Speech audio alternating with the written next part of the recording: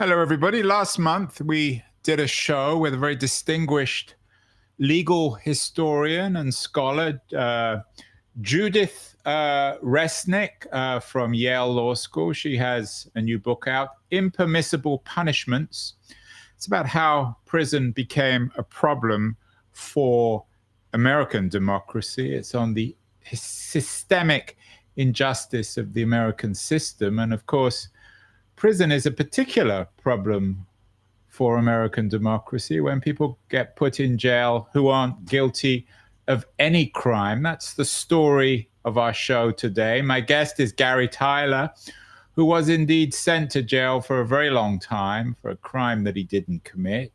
His new book, it's out in a few days. It's called Stitching Freedom, a true story of injustice, defiance, and hope in Angola prison. And I'm thrilled and honored that Gary Tyler is joining us from his home in Pasadena, California. Gary, welcome. Congratulations on the new book. Tell us your story, Gary. What is the narrative in Stitching Freedom? Well, basically, it's to exemplify, despite what an individual goes through, no matter how unjustly someone is accused of something in particular, especially of murder, that if you innocent, it gives you every reason in the world to fight for that very fact of your life. And don't let anyone define you knowing that what you're accused of is not the truth. I just want people to know that I was able to overcome, insurmountable odds and fighting my case, thanks to the help of many other people as well. So I just want people to know that, when you're knocked down, you can always get up, especially when you stand on the ground of truth. Where were you born, Gary? I was born in New Orleans, Louisiana. And tell me the story of the crime that you were or the perceived crime that you were accused of. What happened? Well, October 7th, 1974, I was accused of shooting off a school bus into a white crowd that unfortunately took the life of a 13-year-old child. And in which case, when the last shot was fired, those of us on the bus was afraid that we were being shot at. You understand, that someone was shooting at us on the bus. And when the police commandeered the bus and pulled us on the side, we didn't know that anyone was shot. No more than that, we heard a shot and we felt somebody was shooting at us while we was on the bus. Until later, we found out that someone lost their life. However, the police commandeered the bus and forced everyone off the bus one by one, by shaking them down and patting them. And so when they got to me, they shook me down and had me take everything out of my pockets and also my hat. And then we was put into a vacant lot. We had to jump across the ditch and get into a vacant lot. So as I jumped across the ditch, and when I turn around, that's when I see the police officer arresting my cousin, Ike, who was on the bus as well. And I asked him what was wrong. He told me that they was arresting him because he had a .22 bullet with a chain around his neck. And I told him, I said, there's nothing illegal about that. I said, excuse me, say, officer, I said, why you didn't tell me about the one I had around my neck? You didn't say there was a problem with that. That's when the officer gestured for me to come right, jump right across the ditch where he was at. As I proceeded to do that, that's when officers drew their weapons on me. And that's where commotion started, where we got into an argument. And one officer, came out and he asked me, said, what's your problem, son? And I told him that I had a father, and I see my father every day. And I guess he didn't like my response. And so, Gary, you were 16 years old at the time, is that correct? Yes, I just made 16. And then the background, would it be fair to say that the background to this was a great deal of racial tension, maybe even a kind of race riot of one kind or another behind all this violence? Well, unfortunately, we were bused in the middle of a white neighborhood where we weren't welcome. Integration wasn't welcome in the community, but we were bused in Destrehan at Destrehan High School, and every time there was racial strife, by us being right in the middle of the neighborhood, the whole community came out. Like they came out to, to do harm to the kids at the school. So no, it wasn't a very friendly environment. And plus, busing, it was something that was still, a very tender, touchy issue back then.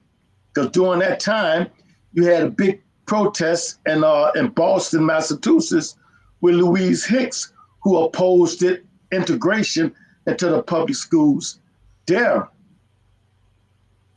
So all the kids on the bus were black, and all the kids demonstrating, all the people demonstrating outside were white. Is that correct? Yes, yes. And then this 13-year-old who was shot, what was her background? No, it was a boy, young boy that got shot. And then how were you accused? So your quote unquote crime was in shooting this boy, is that correct?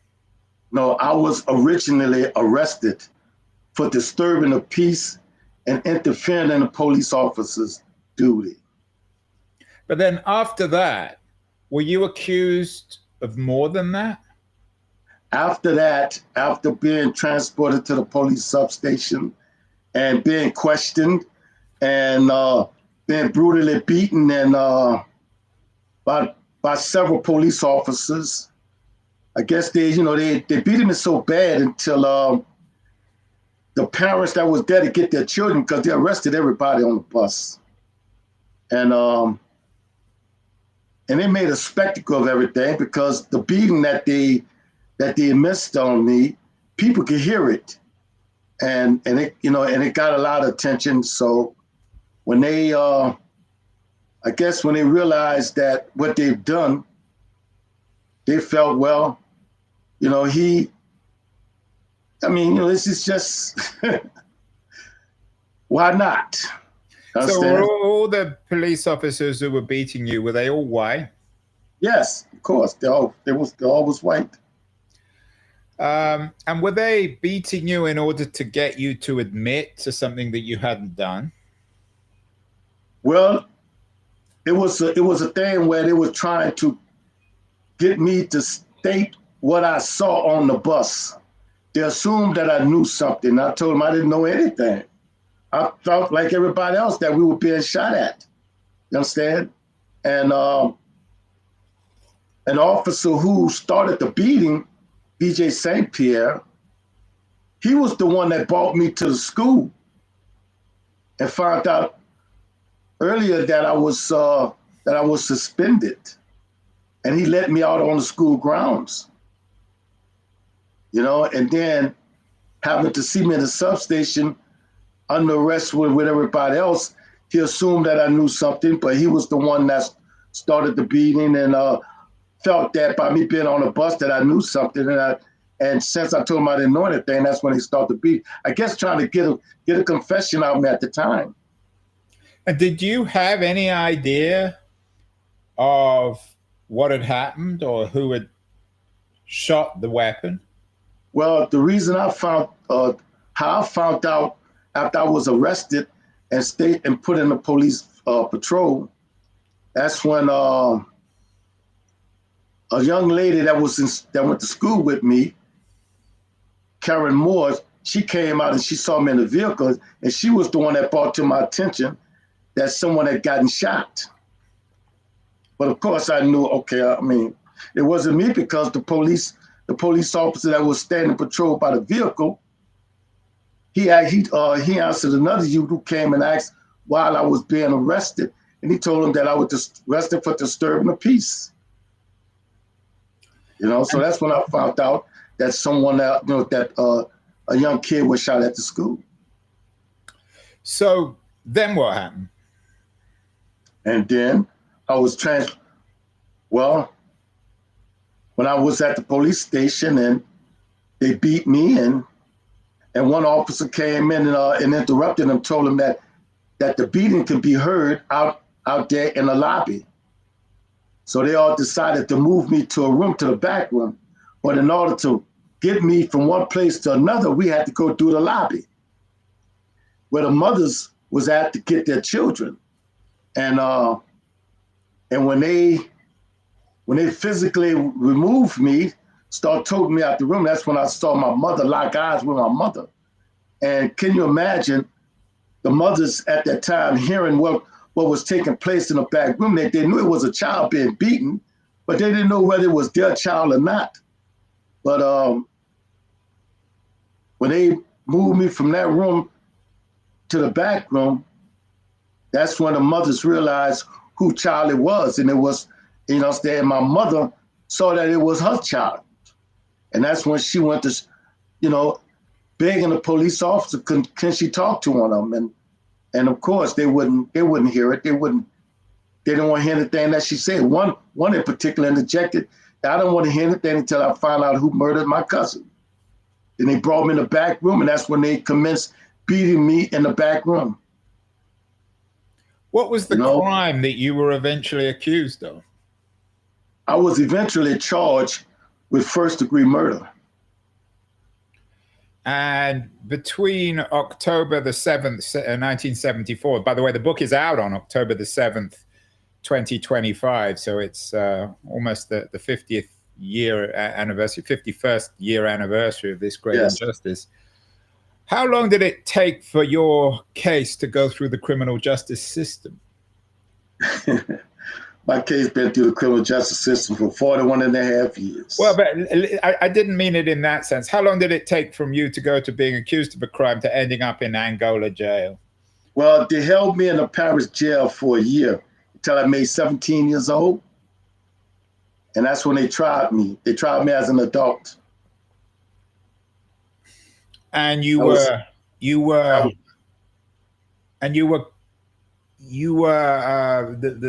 court made you guilty. Is that correct?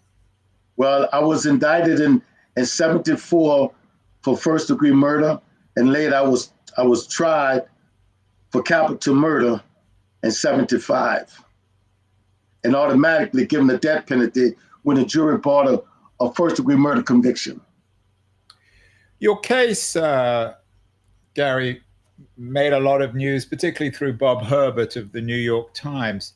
How typical do you, and we're going to come to what happened after you were, after this injustice, but how typical do you think this case is? Well, historically speaking, I think that my case falls in line with a whole lot of other cases of Black men who have been falsely accused of murder or committing a crime. So it's definitely something systemic within the criminal justice system here in America, and more so in the South. And of those many cases, I'm assuming that most of them haven't been publicized. There are still many.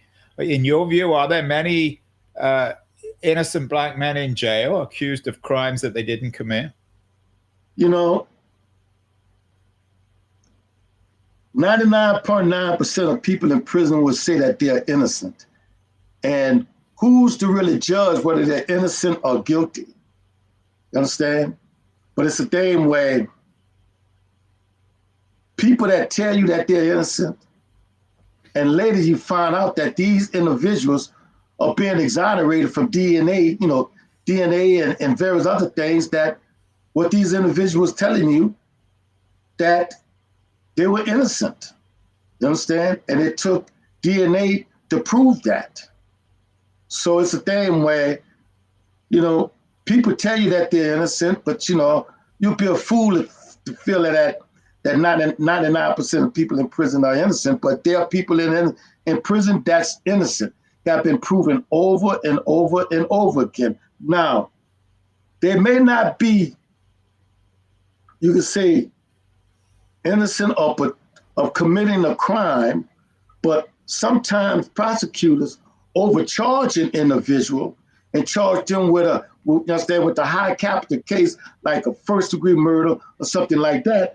And if you look at the elements of the crime, it may round up to be a manslaughter, but depending on the perpetrator and the victim, where they would charge you with first-degree murder.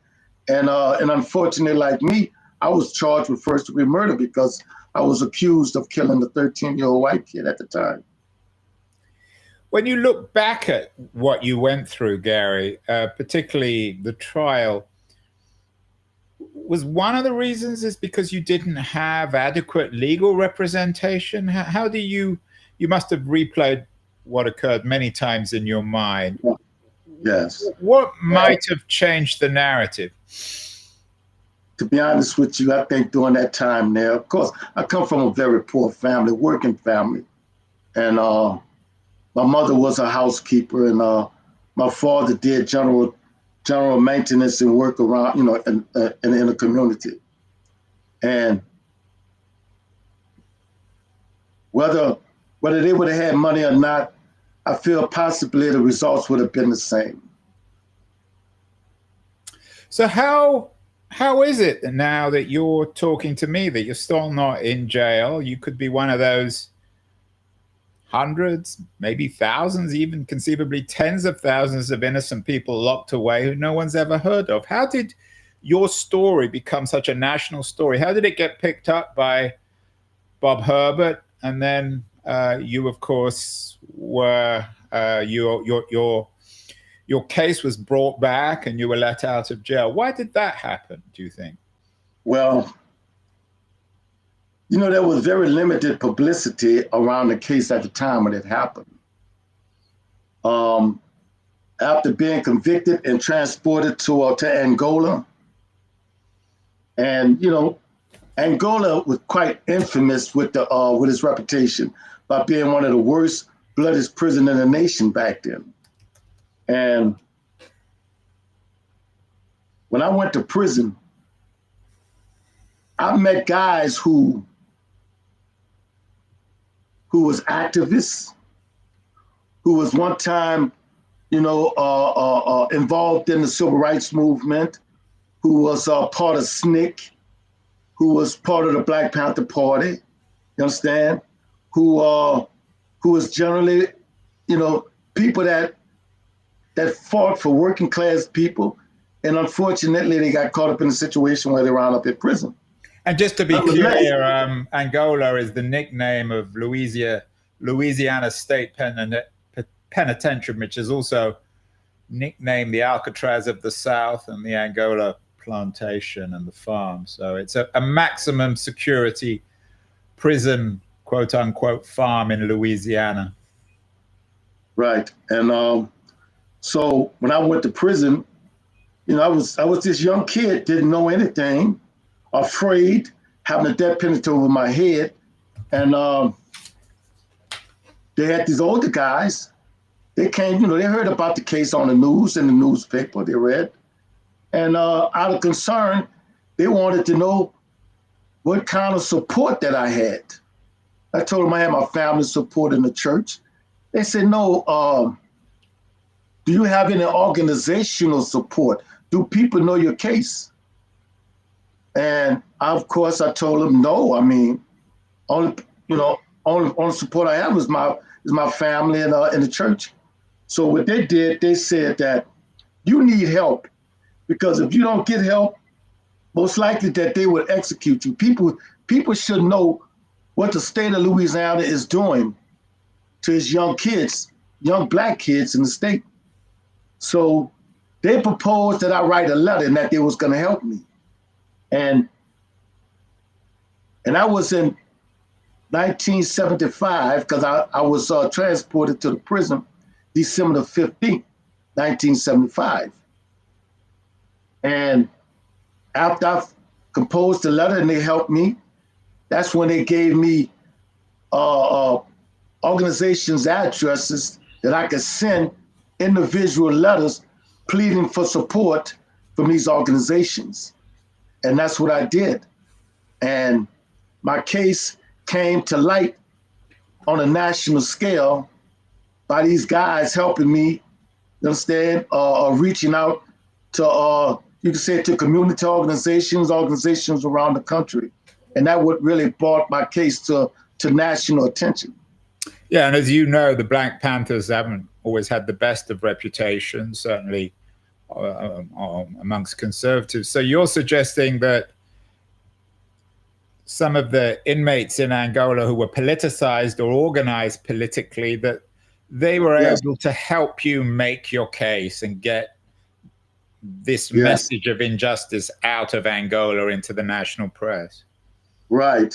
And, and we're talking about men who had left family behind, men who had children my age, because, back then, being 17, we were dealing with guys that was in their 40s. We had guys that was in their 40s and 50s.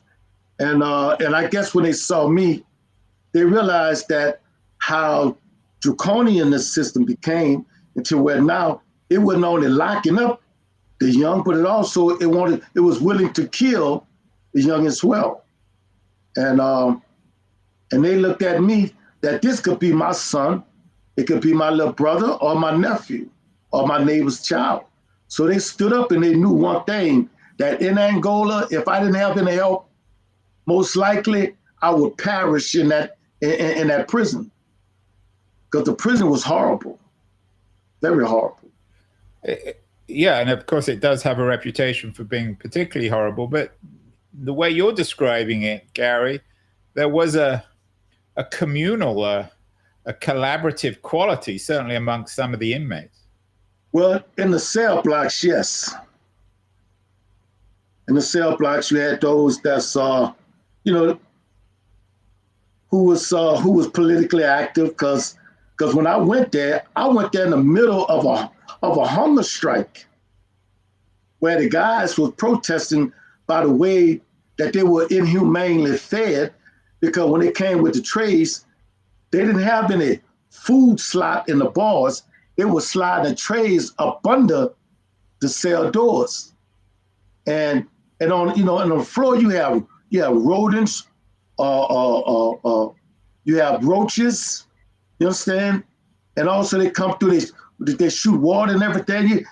That's on the floor, and the same, you say, the same slot that they slide the food tray on. No telling what you make it. You understand? It's very contaminated. So they had a protest, a hunger strike, and of course, I didn't know what, you understand, the significance of it was, but guy explained it to me. You understand? And I immediately adjourned, because I was already kind of like in a state of mind that he didn't sentence me to die. I was upset. I'm in prison for something I didn't do. So it enabled me kind of like, to join the forces at that time. Of course, I didn't want to be an oddball and have the guys upset with me, because, I was in a place that I didn't know anybody.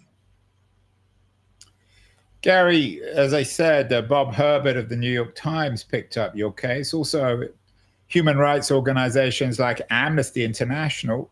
How did it feel to you as, again, quote unquote, an American, to get represented by a group like Amnesty International? When you were growing up in Louisiana, what was your sense of what it meant to be an American? Or was it all thought out in racial terms?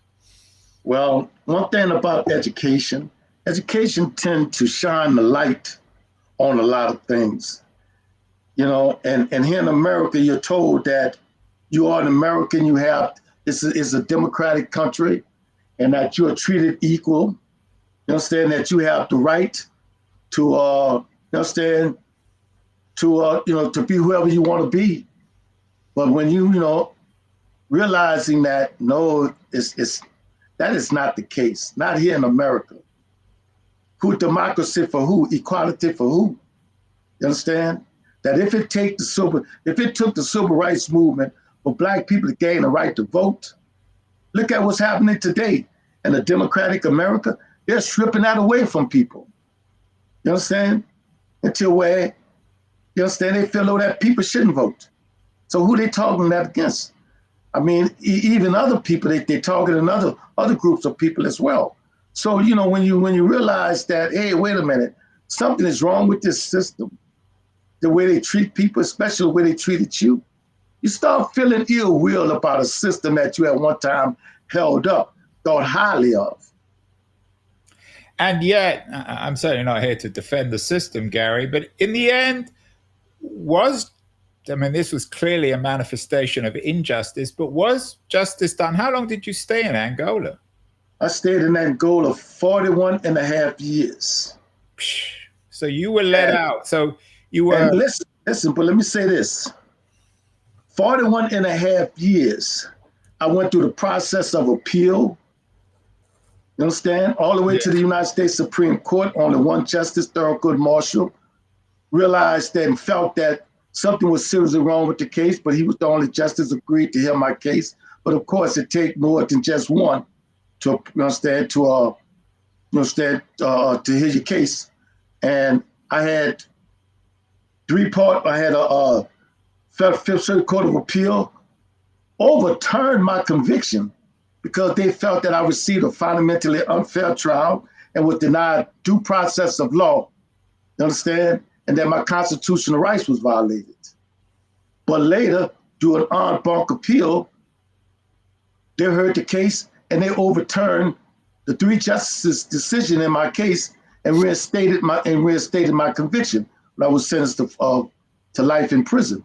And then I had 3 pardon board recommendations, favorable pardon board recommendations, that the people on the board felt that something was seriously wrong with this case.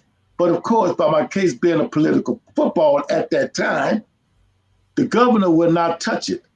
Governor Edwards would not touch it, as well as Buddy Roemer, Governor Roemer. They would not touch the case at all because they felt that it was a career-ending move if they did anything to pardon me. Gary, you don't need me to tell you this. 41 and a half years is a lifetime. The subtitle, it is. Yeah, the subtitle of your book is A True Story of Injustice, Defiance, and Hope in Angola Prison. I get the injustice, I get the defiance and the hope, but what about the anger? You know, of course, I mean, I was angry. I was upset.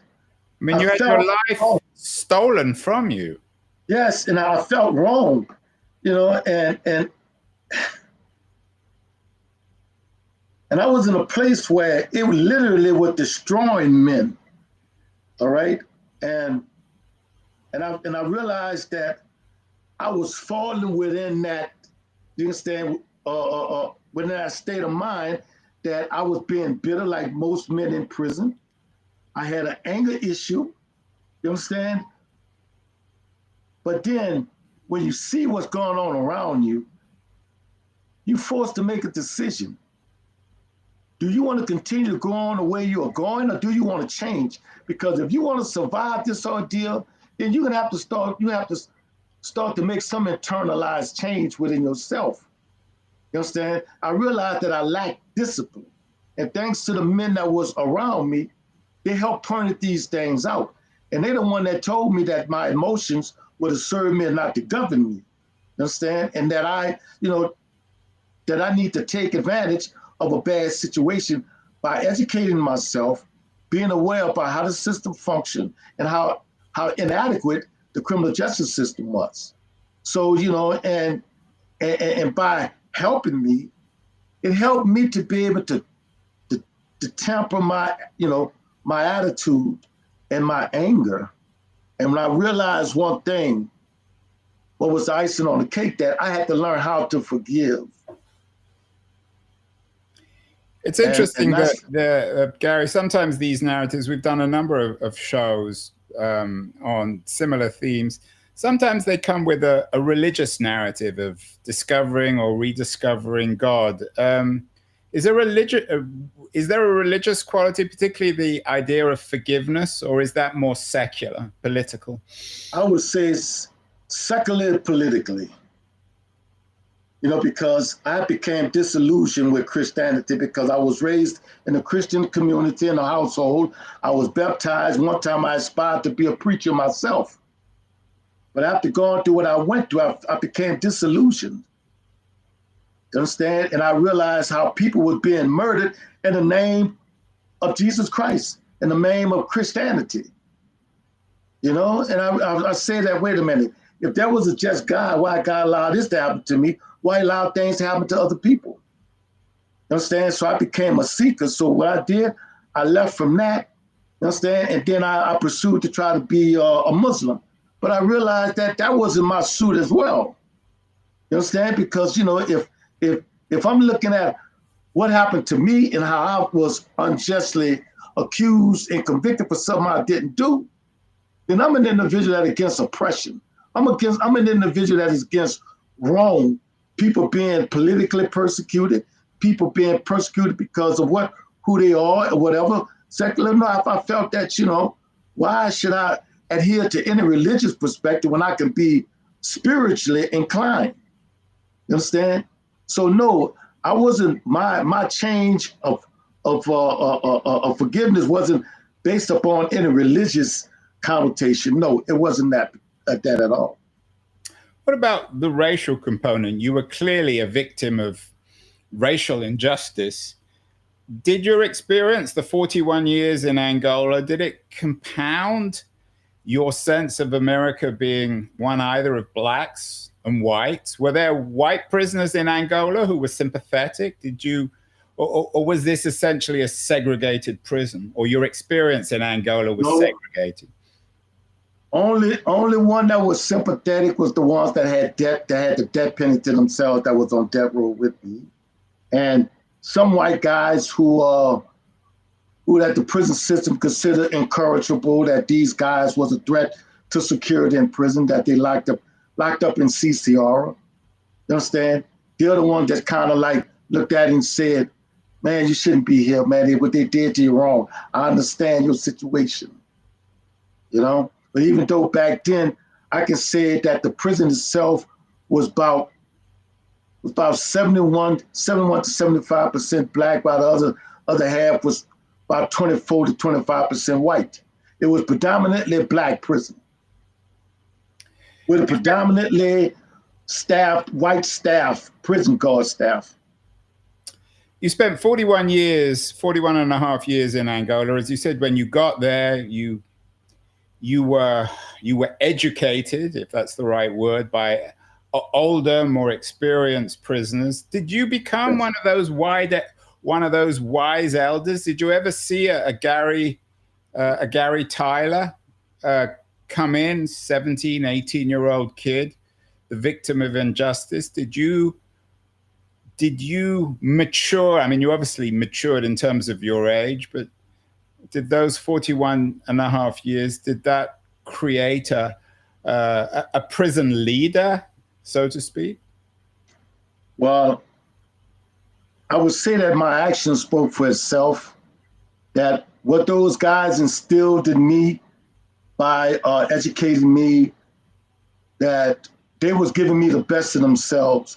It was giving me something that they felt that they didn't have a chance to be able to share and try to help other people change their lives. Because as I mentioned, I was dealing with guys that had families that they left behind. They didn't have a chance to raise their children, especially their sons. I guess that's one of the reasons why they poured their hearts out to me to help me. All right. Now, when I was released from maximum security for almost being in the cells for 10 years, they equipped me with the knowledge to survive and to make change. So when I went to the main prison, I just only implemented what the guys taught me, and it was quite effective to where I became you could say, the president of the drama club. I was the president of the Galva Club, which later became Toastmasters International. All right, and I was active within organization activity as well as prison activities themselves. So I guess that I was able to set an example for other people, that people followed me. You were released in 2016, but you were never exonerated. Is your case an example of injustice, or did the system somehow in some ways at least, reprieve itself in your eyes? I won't necessarily say that it reprieved itself. I think under the circumstances, thanks to you can say Brian Stevenson and attorneys that worked with him, that recognized that we were dealing with a criminal justice system that criminally was unfair to young people, juveniles, because, you know, statistically, young people serve more time in prison than adult offenders. I was in prison for 4 decades, and I witnessed guys who've been to prison 2, 3, sometimes 4 times, back and forth. Recidivism was quite high when it came down to, you understand, people who have been, you could say, been convicted of other offenses. All right. Now, I mainly benefited from the decision that Miller versus Alabama, when the United States Supreme Court ruled that it was unconstitutional to deprive a young person of any meaningful possibility of ever getting out of prison. You know, and that's what really cracked the door open for me.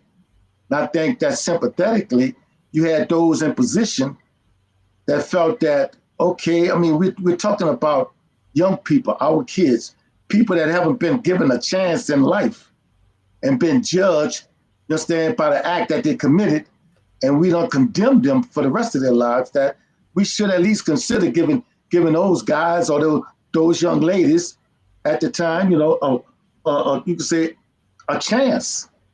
And that's one of the reasons that I was able to get out, because of that crack in the door.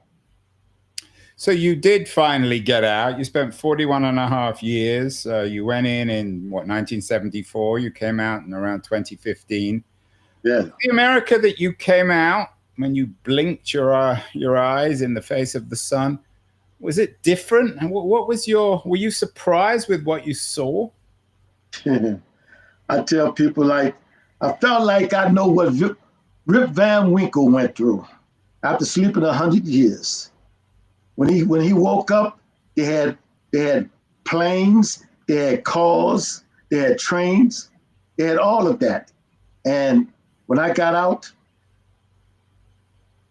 they had cell phones. They had little small devices that you can talk to. I was used to having that when you had to make a phone call. You usually have to make a phone call at a phone booth or at your house. They had computers. When I was out there, they had typewriters. Now they got computers, small computers you can walk around with. I mean, that was, to me, it was surreal how society have changed so much. And and you talking about adjusting. I had to start off like an infant, learning how to feed himself, learning how to walk. And that's how it been for me when I was released in prison, and I'm still adjusting. Why did you move to Pasadena? Why didn't you go back to Louisiana, where you grew up? Well, I used to live in Los Angeles back in the 70s. Okay. Right. And I felt that in order to give myself a chance and opportunity to live, to understand that I have to change my scenery.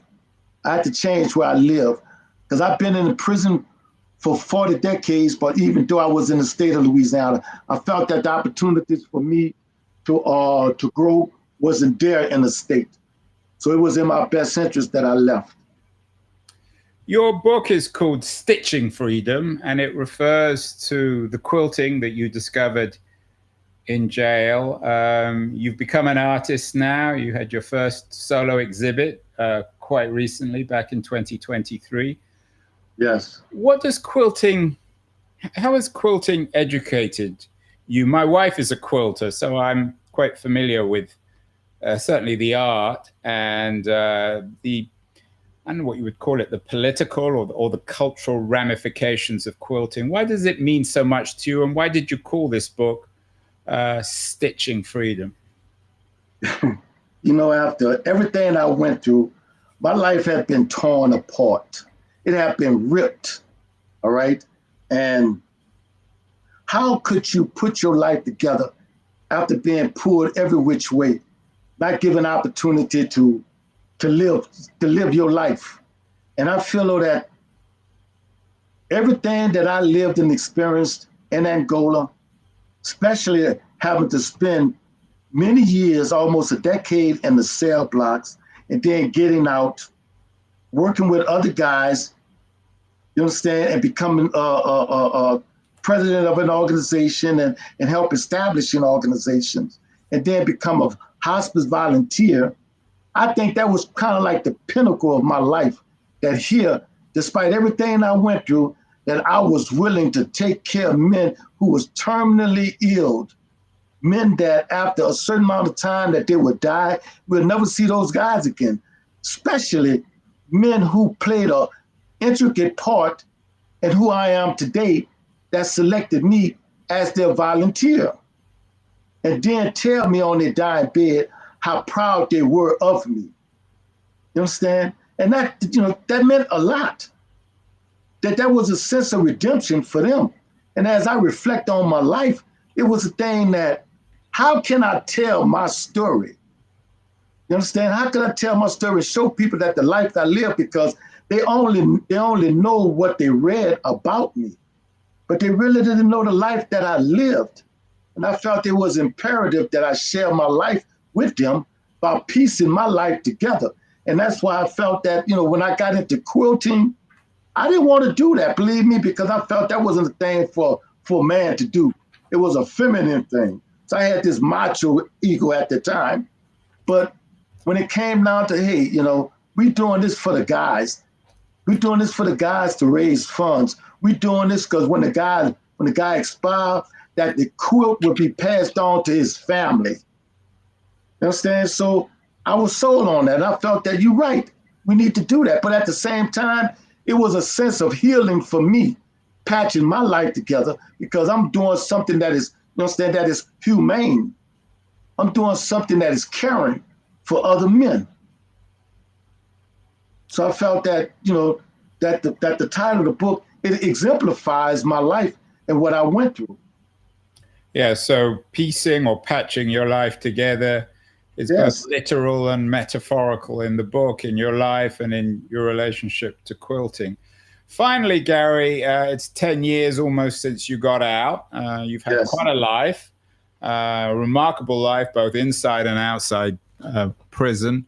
You talked earlier about African Americans having their voting rights taken away from them. What's your take on America in the mid-20s? You went through Black Lives Matter. You were, of course, in jail when America had its first African American president.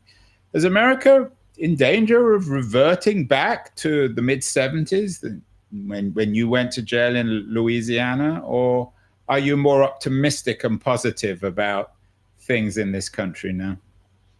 One thing I learned about struggle is that it's constant. You never stop, because you win something don't necessarily mean that you should become complacent and that's the end of your struggle. No, I am optimistic, because I feel that if I was able to endure 4 decades of what I've been through in prison life, that coming out here in society, what's the sense of me being pessimistic for? When I was optimistic in prison, I didn't give up. I felt that long as we have the ability to be able to speak up, long as we're able to organize, long as we're able to work with others, it is our job. It is it is our destiny to make sure that despite forces that try to take the rights away from people who was rightfully earned, it is our duty to fight against that, to keep that from happening. So no, I'm not pessimistic. To me, it's part of adversity that drives us to strive, to do better. You understand? Instead of just passing laws, let's codify these laws, make sure that these laws will never be challenged or taken away from people ever again. We just shouldn't take life for granted. We should always know that, you understand, each and every battle is rightfully, you fought for and earned, and that we should always stay on guard that, that you can lose it at any given time. Well, that's the story of Gary Tyler. A remarkable life, remarkable story, author of Stitching Freedom, major new book, a true story of injustice, defiance, and hope in Angola prison. Gary, real honor to have you on the show. Keep quilting. We need guys like you to be piecing and patching not just your lives, but maybe the collective life of America together. Thank you so much. Thank you, Andrews. I appreciate it a lot.